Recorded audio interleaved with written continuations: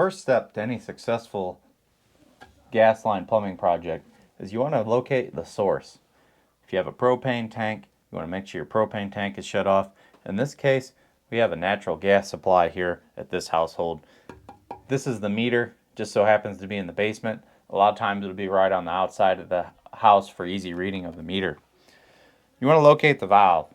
You want to make sure you shut off the valve and all the gas is turned off before starting that plumbing project. Step 1, contact a certified professional. So you got a gas line you need turned off. Let's go take a look at it. It's one of those instances where an adjustable wrench comes in more handy than just turning nuts and bolts. This is basically a turnstile gate valve or ball valve. I assume that's kind of a ball in there, maybe. It's your adjustable wrench on there. And don't jump on it, but slowly apply pressure. And I'm going to use two hands on this because I'm going to support the pipe while holding the wrench.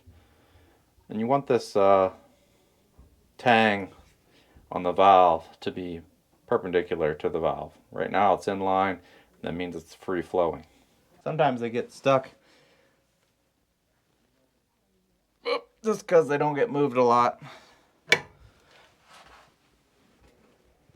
There we go.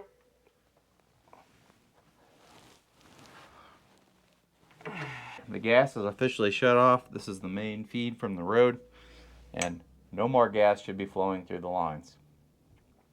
Everyone should be able to do this. That way, if you ever have a problem where a line is damaged, say a tree falls on your house, you have a damaged appliance, something's busted, something's broken, you can turn off this valve and save yourself maybe an explosion or any other type of problem. Do not turn this on again until you verify that all lines are closed, sealed up, and not leaking. Very important. Here's the gas line we're trying to relocate. If you watched the previous videos on this basement remodel, you know that this runs right across the room, right next to the ceiling, and also at an angle. And we have a penetration here in the wall that we would like to go away.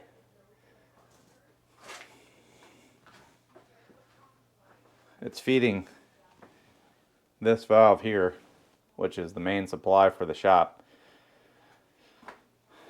And the goal is to remove this whole section that feeds from over there and then redirect it in between the floor joists that way back up to next to the meter. Luckily, when this feed line was installed, a union was placed in line. That way this can be removed for service or any other reconfiguration or work that we needed to do. Not that you ever want to, but it's nice to have these. If you disconnect this union here and then start disassembling it on its way up, this long run, the ceiling that we just looked at, will need to be unthreaded from the other end. So we'll have to take all these L's off to unscrew it.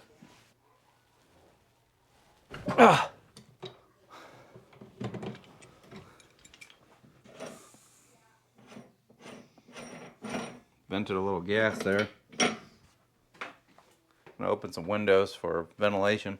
Most important thing, we did vent a little there. That was just the excess volume and pressure in the line. If you still hear this thing hissing and going, that's a problem, and you need to reconnect it and or leave the residence immediately.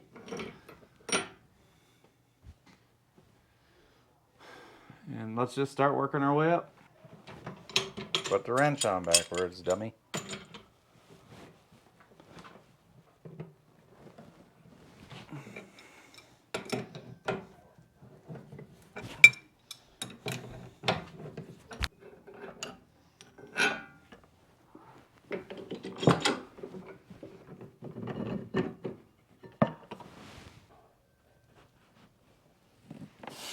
Okay. I think we're at the point where we can freely spin this without hitting the floor joists. We're gonna go try to disassemble it from the other end. New tool Came from a very popular import store. It's made in China, but it actually works pretty darn good.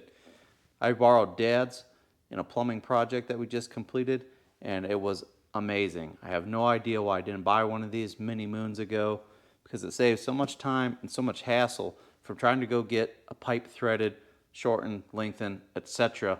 You just cut the pipe the length you need, get your pipe threading toolkit out, and make your own threads. Stick with us. I'm going to show you how to use this bad boy. It's in its own blow molded case.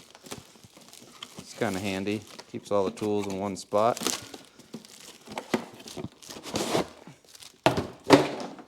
Give it the test. Normally with these things, the buckles either fall off immediately or they don't buckle. Let's see. Sounds good so far. Whoa. Wow, they actually work.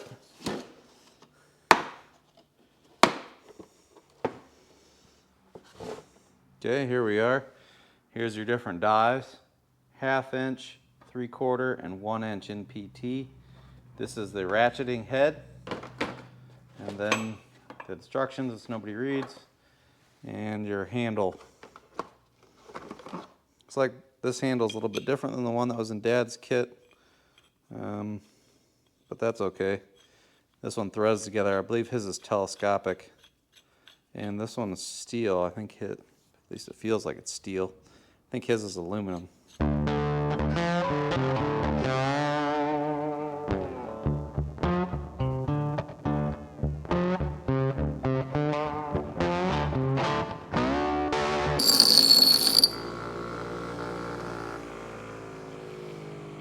Took the pipe over to the bench grinder, put a nice little chamfer on the outside edge. That helps you get the die started on the pipe.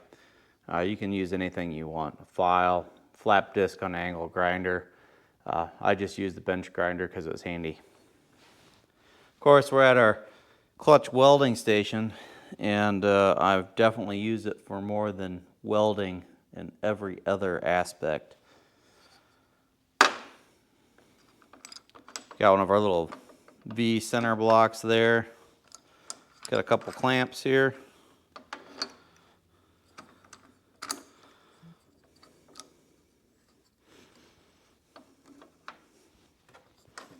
Really need to get a pipe vise, which I do not own at this point in time.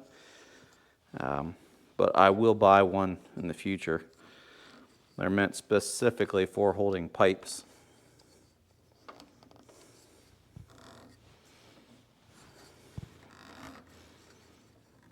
That ought to do. Our die. The cool part about this is it's self-guiding, so it has this long extended portion. Let's see here. I'm going to pop it in your ratchet head and then slide it on. But the extended portion of the die guides it on the pipe.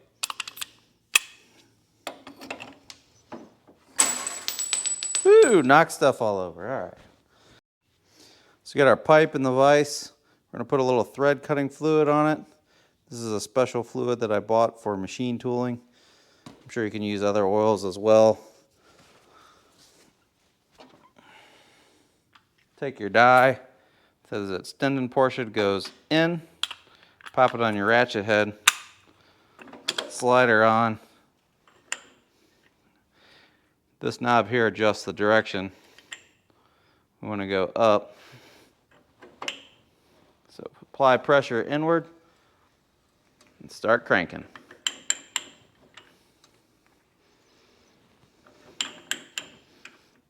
You can see inside there it's starting to cut threads.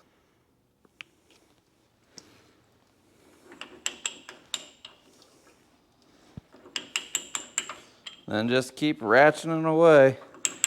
To move over to the traditional bench vise, having a pipe vise is critical in this. This may not even work that good because we're trying to clamp around in the jaws. There is a spot inside here for clamping pipe, but the pipe isn't long enough in this instance. So we're just going to progressively ratchet our dye down the pipe.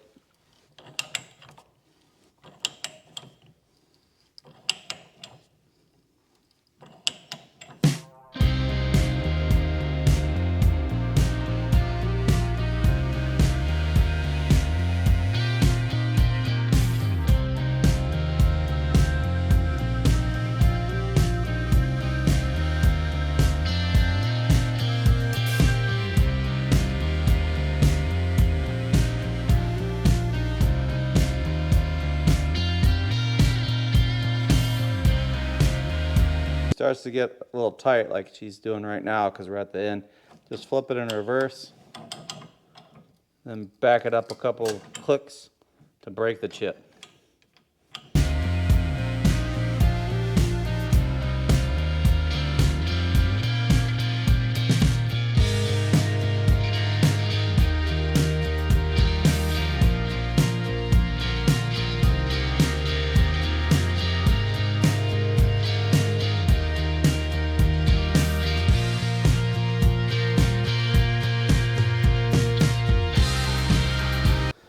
So you have the die cutting teeth here, and the way we were working every pipe that we threaded, so we wanted one thread to stick out past the end of the cutting teeth. That's how we knew when to stop. Throw her in reverse.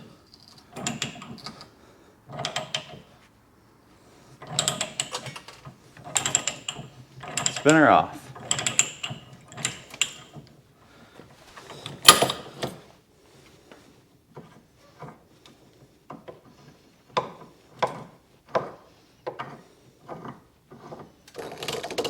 Deeper the inside edge a little bit.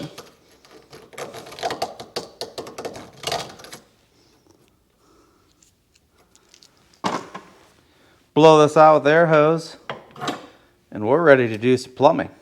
There we go. That's a pipe thread without the hassle of going to the store. Now, if you needed this to be shorter here, shorter there, cut it off, rethread it. Winning. Here's our new pipe right here. We tied in to an existing T down there. Came out a little ways, ran along the wall right in front of the meter, then took a little jog up in between the floor joists. So from this point on, it is above the ceiling height of the new basement. Here she is running above the beam right next to the PEX plumbing that we installed. And continues on up that way. One more of the complicated areas, it's in between the floor joists, jogs over with a custom cut piece, then comes straight down to the union that we disassembled, and there's also a custom cut nipple there as well. That was just to utilize the existing lengths that we had available. So this is all tied in. This is great. And if you notice, there's no more low-hanging gas line, and the ceiling can go directly above the floor joists with zero penetrations over here in this wall. This is an old water line that just needs lopped off, and that will no longer be there. But otherwise, we'll have a nice, clear, flat ceiling. All right, the welding workstation didn't work so hot for this. We did thread all the pipe on this welding workstation that we put in the new gas line, but we had a pipe vise. We just clamped the pipe vise down to the tabletop with the quick clamps, no problem at all. This little short piece of pipe we didn't have much to hang on to, and the two little clamps we put on there wasn't really doing the job. So in the future, if I'm going to do this a lot, definitely going to invest in a new pipe vise. Well, a used new pipe vise. As for the manual threading tool, I do not know how I survived without this thing. These are awesome, and I'm glad Dad came over to help me install my gas line, because I never would have knew that these were so handy. Anytime you need to cut a pipe, you need to make a pipe shorter, an inch shorter. Previously, I always had to go to the big box stores, have them fire up the threading machine, and I haven't had a whole lot of luck with that. Usually run into somebody who has no idea how to use the machine, and/or it turns into at least a multi-hour ordeal just to go to the store, get the pipe, come back, find out it's the wrong length, need to adjust it again, go back to the store. It's just a very time-consuming process. Here, you cut it, clamp it in the vise, thread it, and away you go. If it's too long, cut it again, thread it, you're back in business. The only problem you get is if you cut it too short, then hopefully you have some spares. If you like this video, don't forget to give me a thumbs up. Leave your questions and comments in that section below, and don't forget to punch that subscribe button on your way out. Thanks for watching, everybody.